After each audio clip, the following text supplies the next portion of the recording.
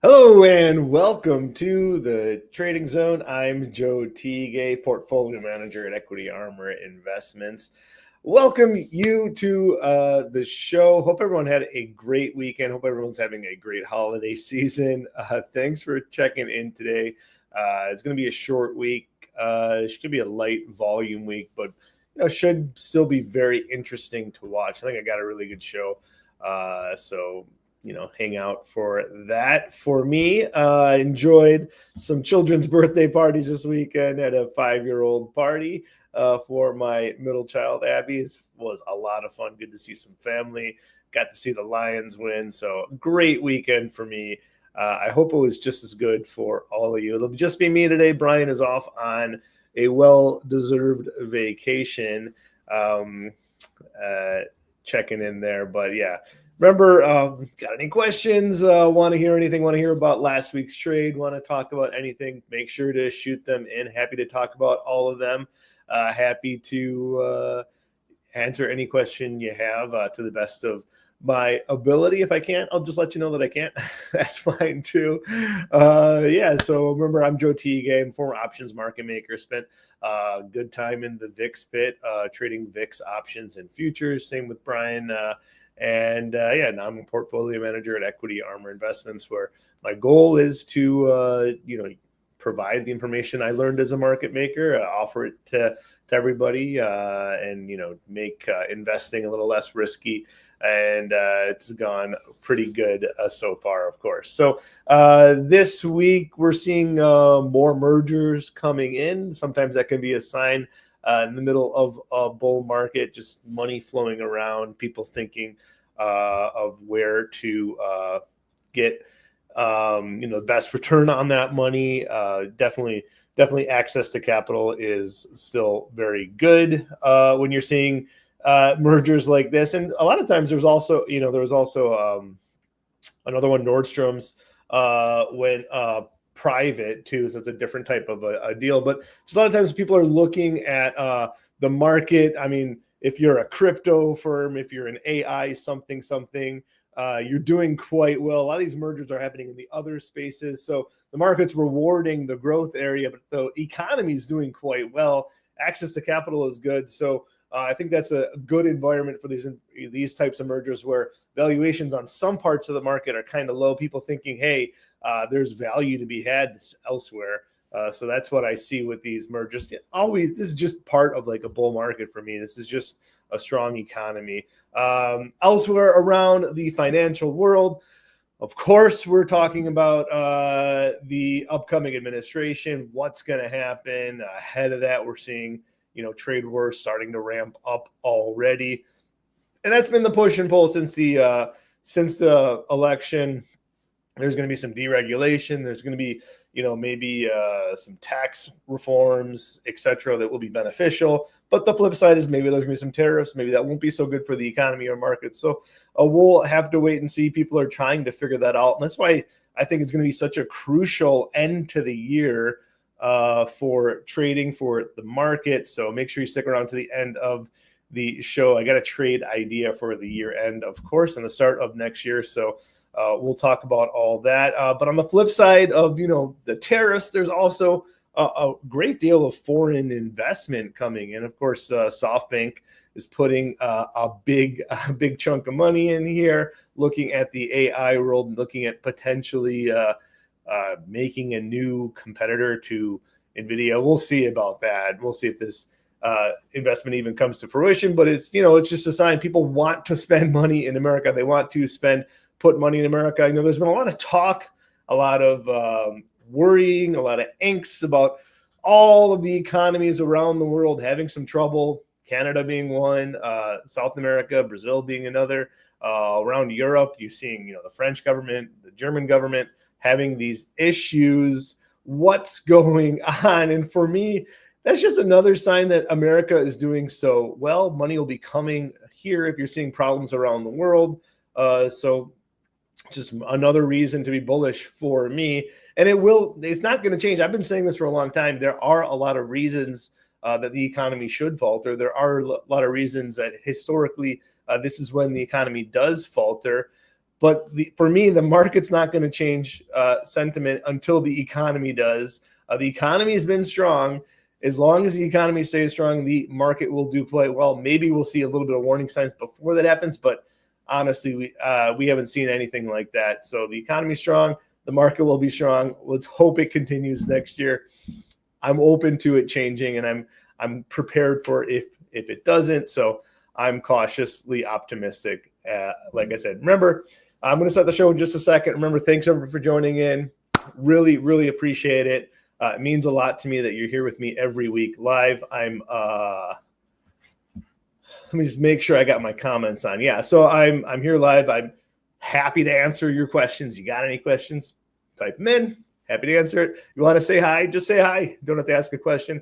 Really appreciate it. Anyways, it's really important to me that you're all here. So it feels. Yeah, thank you for being here. I guess is what I'm saying. Anyway, so let's start the show. Welcome to the Trading Zone. I'm Joe Teague for Equity Armor Investments. I am a portfolio manager on the Rational Equity Armor Fund and the Catalyst Hedged Equity Fund. Make sure you check that out. This is the last trading week of the year. Very exciting times. Happy holidays to everybody. We got Christmas coming up. We got Hanukkah coming up, happening at the same time. So that is exciting. Hope everyone's celebrating with their families and enjoying the time. Hopefully the market can give us a little bit of reason for celebration. We had a little bit of pullback last week with the hawkish cut from the Fed, which seems like what they do when they're dovish. They have a hawkish stance. When they're hawkish, they have a dovish talk. But they cut the interest rates, but they were talking very hawkishly about next year. But let's remember here, the Fed cut last week. Of course, that's kind of dovish, but also the Fed's going to cut again. So the Fed's still cutting. That's into this inflation. Maybe some people think that they shouldn't cut, but they have said that they will be cutting more, and we have strong economic growth. So maybe this is not the best news for inflation, people who are worried about inflation. But when the Fed cut 50 bips in September, they essentially said, we are more concerned about growth. We want to make sure we don't see job losses accelerate than they are that inflation will have a double top or a double dip or whatever the opposite of that is. They're less concerned about inflation. They're more concerned about growth. And that's exactly what we've been getting. So we should remember that. And that should be good for stocks. I know in the short term, it feels bad when you got the dollar railing, you got the interest rates rising. It doesn't feel good on the short term, but in the long term, that's going to be good for stocks. I'm confident if we have a strong economy with interest rates lower, that's going to be good for stocks. We should see the yield curve start to elevate, and we should also see some volatility pick up. Again, not too uncommon. We get to the middle to ending stages of the bull markets. We should see the market railing. We should see volatility picking up. So that's what I am looking forward to for this year. So, of course, we got the year-end happening right now. I got a trade talking about that at the end of the show. Make sure you stick to the end. I'll also be recapping the AVGO trade from a couple weeks ago. So that's what we got going on this week. Not a ton. It's going to be light volume. So a lot can happen. There could be some swings, just like we saw last week. So let's keep an open mind for all of that.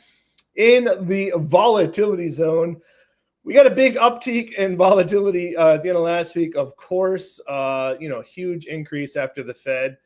Really, also potentially people were concerned about the debt ceiling or government shutdown, perhaps.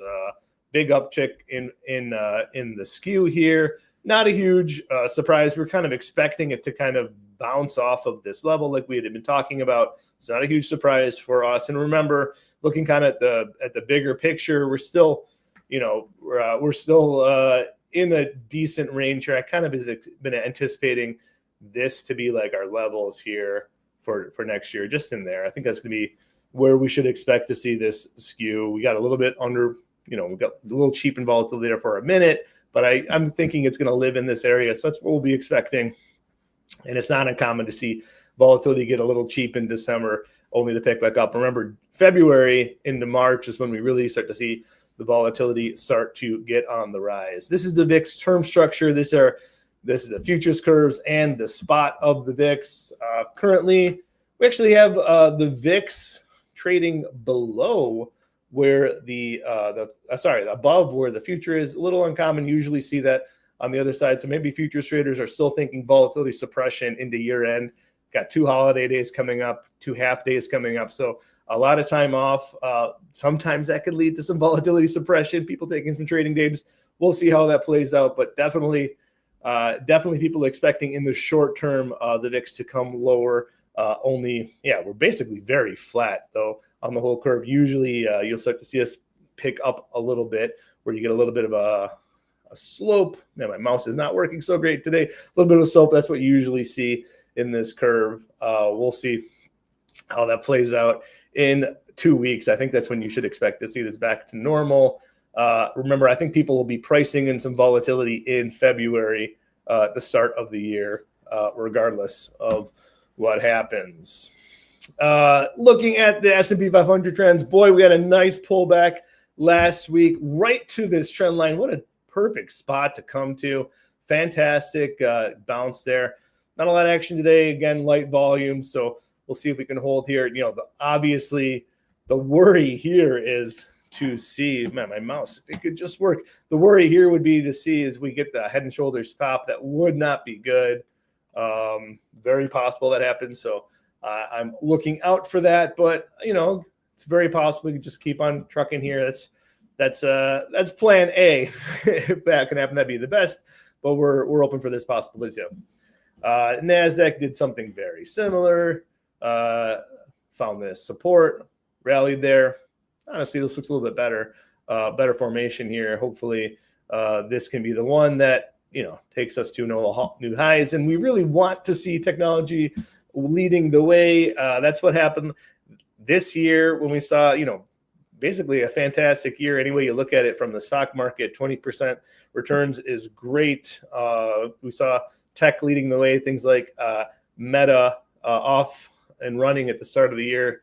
So we're hoping for more of that. This is semiconductors having a nice bounce today. This is actually up around here right now. So really good bounce here. AVGO was great. Some things were not so great. People were really concerned about NVIDIA. I think it was great that NVIDIA did not roll over when people were looking at it, thinking that it would. So I think this is going to be something that I want to trade into year end. I'll be talking about this at the end of the show, which is coming up soon. I got a shorter show today for the holiday week. But yeah, I'll be trading the SMH in just a second. But I just want to recap this AVGO trade.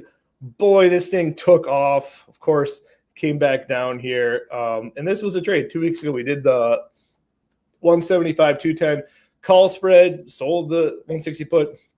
That was for 70 cents. Turned into $22 last week. And that was when it was at 245. Today it's all the way back down to 230, and it's only down $2 on this trade. So you can see it's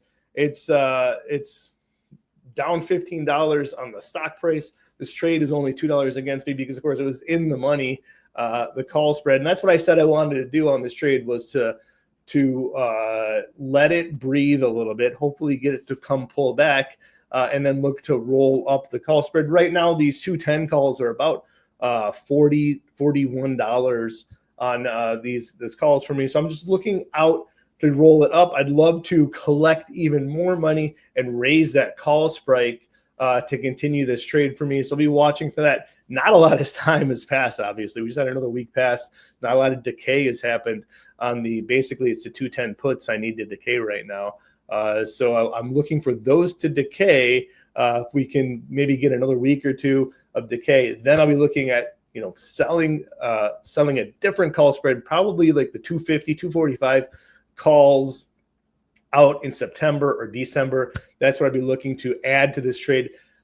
Just give me a little more upside potential, maybe collecting a little bit more, lowering my break even here, my cost basis, because essentially I paid 175 here for ABJO, which is up at 235ish right now. So it's a decent winner. Obviously, I just want to make it even better because it's going our way, and not really having a lot of risk on it either. So I think that's a fantastic trade. So anyways, back to my trade of the week for this week. We're looking at the Santa Claus rally, and people think about the Santa Claus rally into Santa Claus. I actually think the most important time of the year is after Christmas to the start of the year. And why for me is that so important is that there's a lot of tax maneuvering going on at the end of the year and the start of the year. So there's a lot of selling pressure, in other words, and if you can fight that selling pressure and have a positive trend over that time period, I think it bodes very well for the new year. People are looking to sell some losers at the end of the year, get those losses in on the books so they can pay fewer taxes this year. And then on the flip side, after the start of the year, people have been holding on to some gains, not wanting taxes in this calendar year, want to push them forward a year later to sell them at the start of the next year, raise some capital and find something new to put it into. That's why it's such a crucial day. There's a little bit of maneuvering going on, but if we can fight that trend of this tax selling and have a positive outcome over that time period, it really bodes well for the stock market. That's exactly what we saw this year. In a lot of positive years, you have really good performance over that time period. And I think we've really been coiled up and poised here for the semiconductors. This is semiconductors, not Bitcoin. Sorry about that. If you really poised for a nice little victory here, and I'd love to see it happen. Right now, we're back up here at 245. If we can have a nice little bounce here, I would love to see it. So here is the trade. Very simple. The first week of January expiring next Friday. The 245, 260 call spread. That's 495. It's actually already 247 right now. So it's already $2 in the money. I need about another 1% upside move for this to be a profitable trade. And then I'm going to make money all the way up to 260, which would be about 4.5% return for 2 weeks. I think if we do get a Santa Claus bounce or a boon, that will be decent enough for me. And again, just a 1% rally is all I need for it to be in the money. So it's not risking too much here to have a solid return, basically 2-to-1 payout on my money. And that's going to be all I have for today. Really quick show. Thank you so much, everybody, for joining in. It means a lot that you're here. It means a lot to me that you're here. It's been a fun time trading. Actually, I guess we still got one more trade to go this year. So this will be the last show before the holidays. So Merry Christmas and Happy Hanukkah. And hope everyone celebrates responsibly and has a good couple days of relaxation with family. And we'll be back next week. And then we're going to start it over again in 2025. It's going to be a great year. I can't wait for it to start. And I'm excited that you're here with me on the ride. And it's been a fun time. So I'll catch you next week. Have a great week.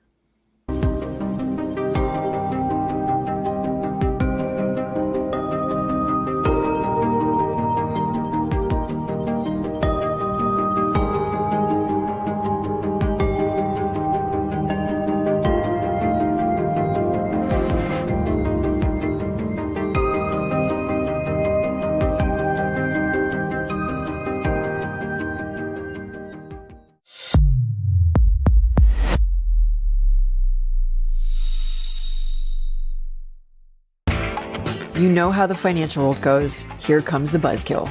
Please make sure to take some time to read this boring disclaimer. We will owe you one.